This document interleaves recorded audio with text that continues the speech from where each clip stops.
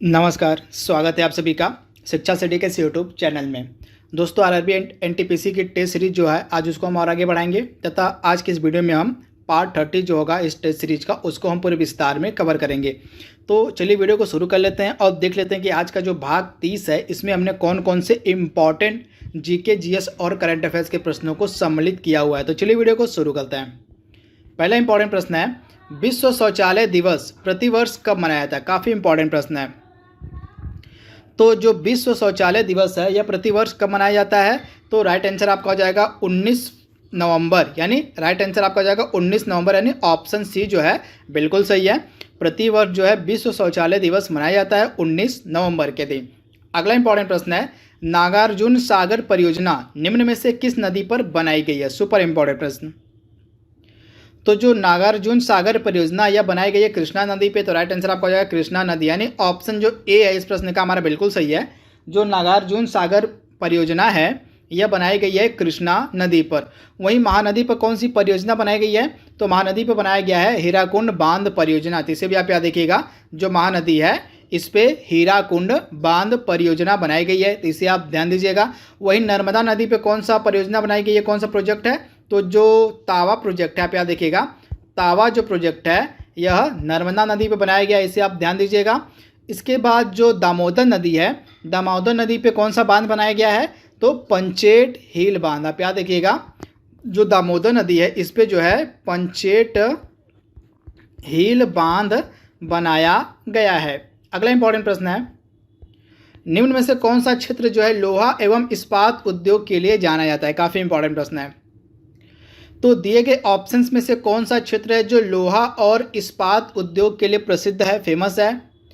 तो भिलाई इसका right answer हो जाएगा। जो भिलाई का एरिया है यह लोहा एवं इस्पात उद्योग के लिए भारत में प्रसिद्ध है, तो आप इसे याद रखिएगा, ये लगातार एग्जाम में प्रश्न पूछा गया है। वहीं जो भदोही है ऑप्शन ए में, यह किस लिए फेमस है? तो कारपेट, यानी कालीन व्यापार के लिए जो है, कालीन उद्योग के लिए जो है, कारपेट को हम कहते हैं हिंदी में कालीन, तो इसी के लिए जो है फेमस है जो है भदोही, तो इसे भी आप ध्यान दीजिएगा। अगला इंपॉर्टेंट प्रश्न है, भारतीय संविधान के तहत शोषण के विरुद्ध जो अधिकार है कौन से अनुच्छेद के अंतर्गत प्रदान किया गया है? मोस्ट इंपॉर्टेंट प्रश्न। तो यह जो शोषण के विरुद्ध अधिकार है आपको मिलेगा जो फंडामेंटल राइट्स दिए गए हैं हमारे भारतीय संविधान में, जो हमारे संविधान में मौलिक कर्तव्य दिए गए हैं टोटल 6। तो इन मौलिक अधिकार की यहाँ पे बात है, तो फंडामेंटल राइट्स जो हमारे संविधान में टोटल 6 दिए गए हैं, इन्हीं में से एक है शोषण के विरुद्ध अधिकार, तथा यह किस आर्टिकल के तहत उपलब्ध करवाया गया है? तो आर्टिकल 23 से लेकर 24 के मध्य आपको मिलेगा शोषण के विरुद्ध अधिकार, तो आप इसे ध्यान दीजिएगा। वहीं जो आर्टिकल 14 से 18 इसके अंतर्गत कौन सा अधिकार प्रदान किए गए हैं? तो समानता का अधिकार, यानी समता का अधिकार, इसे भी आप ध्यान दीजिएगा। जो समानता का अधिकार है वह प्रदान किया गया आर्टिकल 14 से 18 के अंतर्गत। वहीं आर्टिकल 19 से लेकर 22 के अंतर्गत कौन सा जो अधिकार दिया गया वह दिया गया है स्वतंत्रता का अधिकार, तो इसे भी आप याद रखिएगा। तथा आर्टिकल 23 से लेकर 24 के मध्य दिया गया शोषण के विरुद्ध अधिकार, और आर्टिकल 25 से लेकर 28 के मध्य आपका दिया गया है धर्म की स्वतंत्रता का अधिकार। अगला प्रश्न है, भारत छोड़ो आंदोलन की शुरुआत जो है कब की गई थी? मोस्ट इंपॉर्टेंट प्रश्न। तो भारत छोड़ो आंदोलन की जो शुरुआत है यह कब की गई थी? तो भारत छोड़ो आंदोलन की शुरुआत की गई थी 9 अगस्त 1942 को, तो राइट आंसर आपका हो जाएगा 9 अगस्त 1942 को जो है भारत छोड़ो आंदोलन की जो है शुरुआत की गई थी, तो राइट आंसर आपका हो जाएगा ऑप्शन ए। अगला प्रश्न है, चौरी चौरा की घटना कब घटित हुई थी? Most important. तो चौरी चौरा की जो घटना थी यह कब घटित हुई थी? तो चौरी चौरा जो हत्या मतलब घटना हुई थी यह हुई थी 5 फरवरी 1922 को। जगह थी गोरखपुर में, एक चौरी चौरा नामक जगह है, यहीं पे जो है आपका यह घटना घटित हुई थी 5 फरवरी 1922 को, तो आप इसे याद रखिएगा। तथा इसी घटना के घटित होने के कारण जो है महात्मा गांधी ने असहयोग आंदोलन को वापस ले लिया था, इसे भी आप ध्यान दीजिएगा। गोरखपुर के चौरी चौरा नामक स्थान पे जो है 5 फरवरी 1922 को जो यह घटना घटित हुई थी, तथा इसी घटना के घटित होने के कारण जो है महात्मा गांधी ने असहयोग आंदोलन को वापस ले लिया था, तो इसे भी आप ध्यान दीजिएगा। तथा असहयोग आंदोलन की शुरुआत महात्मा गांधी की द्वारा कब की गई थी? तो 1 अगस्त 1920 को। कब? तो 1 अगस्त 1920 को महात्मा गांधी के द्वारा असहयोग आंदोलन की शुरुआत की गई थी, तथा चौरी चौरा घटना के कारण जो है असहयोग आंदोलन को महात्मा गांधी ने वापस ले लिया था। अगला प्रश्न है, सार्क का मुख्यालय कहाँ स्थित है? काफ़ी इंपॉर्टेंट प्रश्न है। तो सार्क का मुख्यालय कहाँ पे स्थित है? तो सार्क का मुख्यालय आपको मिलेगा नेपाल की राजधानी काठमांडू में। तो राइट आंसर आपको जाएगा नेपाल की राजधानी जो काठमांडू है, यहीं पे आपको मिलेगा सार्क का मुख्यालय। सार्क की स्थापना की गई थी 1985 ईस्वी में। अगला प्रश्न आपको बताना है कि जो भारतीय राष्ट्रीय कांग्रेस थी उसका 1929 में जो अधिवेशन हुआ था वह किस जगह आयोजित किया गया था? तो 1929 में जो भारतीय राष्ट्रीय कांग्रेस का अधिवेशन हुआ था, इसका जो आयोजन है यह किया गया था लाहौर में। तो राइट आंसर आपको हो जाएगा लाहौर में। तथा इसी अधिवेशन की जो अध्यक्षता है वो की गई थी जवाहरलाल नेहरू के द्वारा। किसके द्वारा? तो जवाहरलाल नेहरू के द्वारा जो है इस अधिवेशन की अध्यक्षता की गई थी लाहौर अधिवेशन के 1929 में। तथा इसी अधिवेशन में जो है पूर्ण स्वराज की घोषणा भी की गई थी। तो इसे भी आप ध्यान दीजिएगा। अगला प्रश्न है, अनुच्छेद 64 के अनुसार जो है राज्यसभा का सभापति कौन होता है? मोस्ट इंपॉर्टेंट प्रश्न। तो अनुच्छेद 64 के अनुसार जो है राज्यसभा का सभापति कौन होता है? तो राज्यसभा का सभापति कौन होता है? तो उपराष्ट्रपति जो होता है भारत का, वह राज्यसभा का सभापति होता है। प्रेजेंट टाइम में हमारे उपराष्ट्रपति हैं वेंकैया नायडू, तथा ये वर्तमान में राज्यसभा के सभापति हैं। अगला इंपॉर्टेंट प्रश्न है, 2 अक्टूबर 1959 को सर्वप्रथम पंचायती राज व्यवस्था किस जगह से आरंभ की गई थी? तो 2 अक्टूबर 1959 को जो है पंचायती राज व्यवस्था जो सर्वप्रथम आरंभ हुई थी, यह हुई थी नागौर जिला आपको मिलेगा राजस्थान में। तो यहीं से आप याद रखिएगा, राजस्थान के नागौर जिले से जो है 2 अक्टूबर 1959 को जो है सर्वप्रथम पंचायती राज व्यवस्था प्रारंभ हुई थी। तो राइट आंसर आपको हो जाएगा राजस्थान के नागौर जिले से। अगला प्रश्न है, पोलियो का टीका जो है किसके द्वारा विकसित किया गया था? मोस्ट इंपॉर्टेंट प्रश्न। तो पोलियो के टीके का जो विकास है यह किसके द्वारा किया गया था? तो यह जो टीका था विकसित किया गया था जोनास साल्क के द्वारा। किसके द्वारा? तो इनका नाम था जोनास साल्क। तो इन्हीं के द्वारा जो है पोलियो का टीका विकसित किया गया था। अगला प्रश्न है, प्याज के काटने पर आंखों में आंसू जो है किस कारण से आते हैं? काफ़ी इंपॉर्टेंट प्रश्न है। तो प्याज के काटने पर जो आंखों से आंसू आते हैं, यह किस अम्ल के कारण, किसके कारण आते हैं? तो यह अम्ल आपको मिलेगा सल्फेनिक अम्ल। तो राइट आंसर आपका हो जाएगा सल्फेनिक अम्ल के कारण जो है प्याज के काटने पर आंखों से आंसू आते हैं। तो राइट आंसर आपका हो जाएगा सल्फेनिक एसिड। अगला प्रश्न है, वृद्धावस्था का अध्ययन किसके अंतर्गत किया जाता है? मोस्ट इंपॉर्टेंट प्रश्न। तो वृद्धावस्था का जो अध्ययन है वह किसके अंतर्गत किया जाता है? तो जेरेंटोलॉजी। किसके अंतर्गत? तो जेरेंटोलॉजी के अंतर्गत जो है वृद्धावस्था का अध्ययन किया जाता है। 14वां प्रश्न है, सोडियम हाइड्रोक्साइड को किस अन्य नाम से जाना जाता है? तो सोडियम हाइड्रोक्साइड को किस अन्य नाम से हम जानते हैं? तो कास्टिंग सोडा, यानी ऑप्शन जो इसका बी है बिल्कुल सही है। सोडियम हाइड्रोक्साइड को कास्टिंग सोडा के नाम से भी जाना जाता है। अगला प्रश्न है, फाहियान जो था यह किसके शासनकाल में भारत आया हुआ था? तो फाहियान किसके शासनकाल में भारत आया हुआ था? तो चंद्रगुप्त द्वितीय, जिसको हम विक्रमादित्य के नाम से भी जानते हैं। चंद्रगुप्त द्वितीय को विक्रमादित्य के नाम से भी जाना जाता है। तो इसी के शासनकाल में जो है चीनी यात्री जो था फाहियान आया था। तो इसे भी आप याद रखिएगा। तथा एक और प्रसिद्ध चीनी यात्री था जिसका नाम था वेन सॉन्ग। तो वेन सॉन्ग किसके शासनकाल में आया था? तो हर्षवर्धन के शासनकाल में वेन सॉन्ग आया था। अगला प्रश्न है, मानव गुर्दे में जो पथरी होती है प्राय किसकी बनी होती है? तो मानव गुर्दे में जो पथरी होती है यह प्रायः बनी होती है कैल्शियम ऑक्जेलेट की। तो राइट आंसर आपका हो जाएगा कैल्शियम ऑक्जेलेट की। अगला इंपॉर्टेंट प्रश्न है, डेट्रॉयट जो औद्योगिक नगर है यह किस उद्योग के लिए वर्ल्ड फेमस है? काफ़ी इंपॉर्टेंट प्रश्न है। तो डेट्रॉयट जो औद्योगिक नगर यह किस उद्योग के लिए फेमस है? तो ऑटोमोबाइल इंडस्ट्री के लिए यह पूरे विश्व में फेमस है डेट्रॉयट। तो आप इसे याद रखिएगा, ऑटोमोबाइल इंडस्ट्री के लिए जो है पूरे विश्व में फेमस है क्या? डेट्रॉयट औद्योगिक नगर। तो आप इसे याद रखिएगा। अगला प्रश्न है, नमकीन क्षेत्र में पाई जाने वाली वनस्पति क्या कहलाती है? तो जो वनस्पतियां नमकीन क्षेत्र में पाई जाती हैं उनको हम कहते हैं हेलोफाइट। तो राइट आंसर आपका हो जाएगा हेलोफाइट, यानी ऑप्शन जो ए है इस प्रश्न का हमारा बिल्कुल सही है। नमकीन क्षेत्र में पाई जाने वाली जितनी भी वनस्पतियां होती हैं उनको हेलोफाइट के नाम से जाना जाता है। अगला प्रश्न है, नामपेन निम्न में से किसकी राजधानी है? मोस्ट इंपॉर्टेंट प्रश्न। तो जो नामपेन है निम्न में से किसकी राजधानी है? तो आप याद रखिएगा, नामपेन कंबोडिया देश की राजधानी है। तो राइट आंसर आपका हो जाएगा कंबोडिया। तो कंबोडिया देश की जो राजधानी है वह नाम पेन है, तो यहाँ पे हो जाएगा कंबोडिया। तथा थाईलैंड की राजधानी क्या है? तो थाईलैंड की राजधानी है बैंकॉक। क्या है? तो बैंकॉक जो है थाईलैंड की राजधानी है।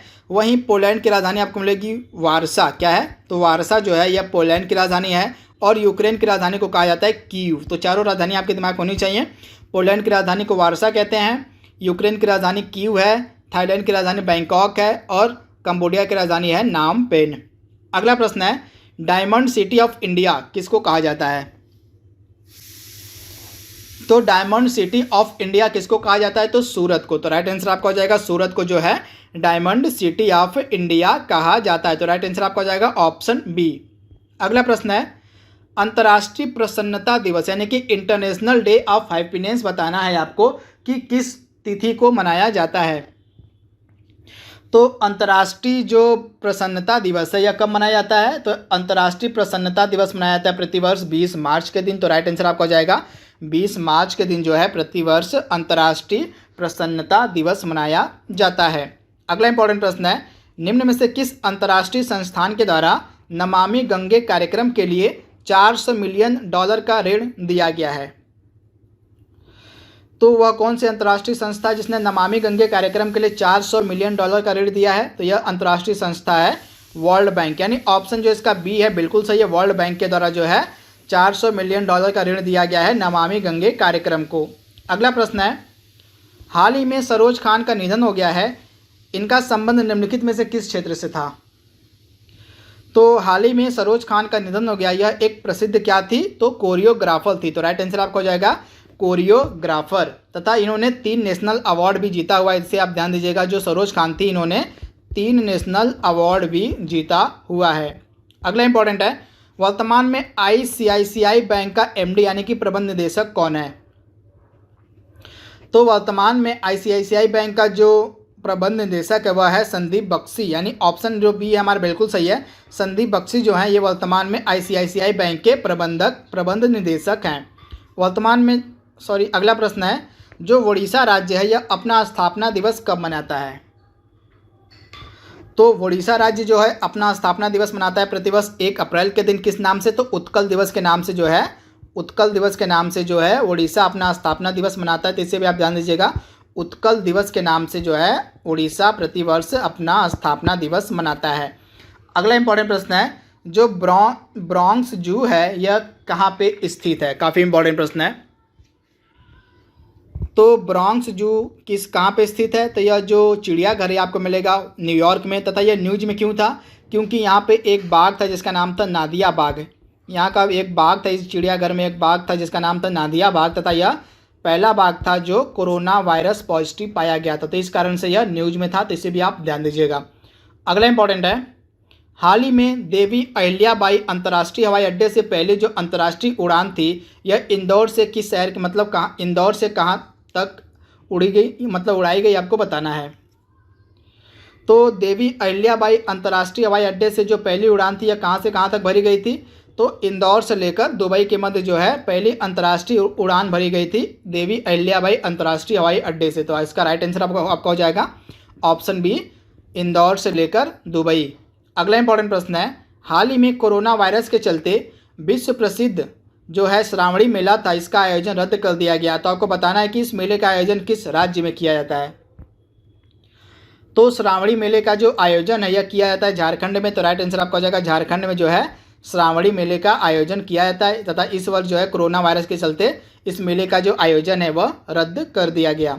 अगला प्रश्न है, हाल ही में जैकलिन विलियम जो है पहली महिला 3rd अंपायर बनी है। तो आपको बताना है कि ये किस देश की रहने वाली हैं? तो जैकलिन विलियम जो हाल ही में पहली महिला 3rd अंपायर बनी है ये रहने वाली हैं वेस्ट इंडीज़ की। तो राइट आंसर आपका हो जाएगा वेस्ट इंडीज।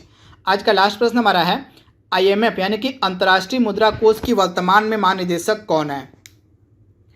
तो अंतर्राष्ट्रीय मुद्रा कोष के वर्तमान में महानिदेशक कौन है? तो क्रिस्टलिना जॉर्जिवा। तो राइट आंसर आपका हो जाएगा क्रिस्टलिना जॉर्जिवा जो है ये वर्तमान में IMF की क्या है? महानिदेशक हैं वर्तमान में। तो आप इसे याद रखिएगा।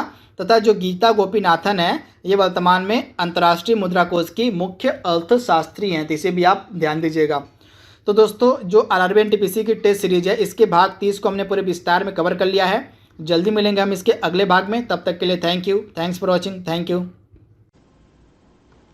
हेलो फ्रेंड्स, जैसा कि मैं आपको रोज़ प्रमोशनल वीडियोस में बता रहा हूँ कि अनअकैडमी के सब्सक्रिप्शन जो हैं वो महंगे होने वाले हैं।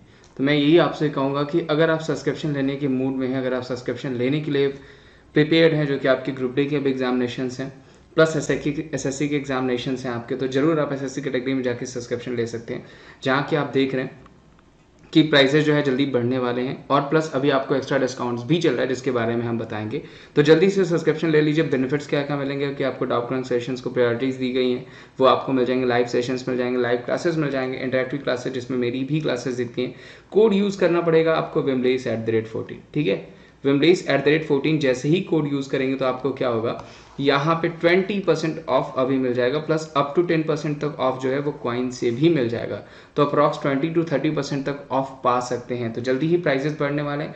मैं आपसे यही कहूँगा जल्दी से सब्सक्रिप्शन ले ले, ताकि ज़्यादा से ज़्यादा क्लासेस का और कम पैसे में आप इसका फ़ायदा उठा सकें। प्लस अभी देखिए मैंने बताया कि 29 जुलाई तक अगर आप सब्सक्रिप्शन लेते हैं तो 20% का आपको ऑफ भी मिल जाएगा, डिस्काउंट भी मिल जाएगा। कोड या क्या यूज़ करना है, कोड वही यूज़ करना है VIMLESH, ठीक है, wimlace@14। इस कोड को यूज़ करके आप सब्सक्रिप्शंस में ऑफ पा सकते हैं। ध्यान रखिएगा, wimlace@14 कोड को यूज़ करके आप सब्सक्रिप्शन में 20% का ऑफ पा सकते हैं और प्राइजेस आपके जो बढ़ने वाले हैं उससे भी आपको रियायत मिल सकती है। तो उम्मीद करता हूं दोस्तों आप जल्दी से सब्सक्रिप्शन ले लेंगे।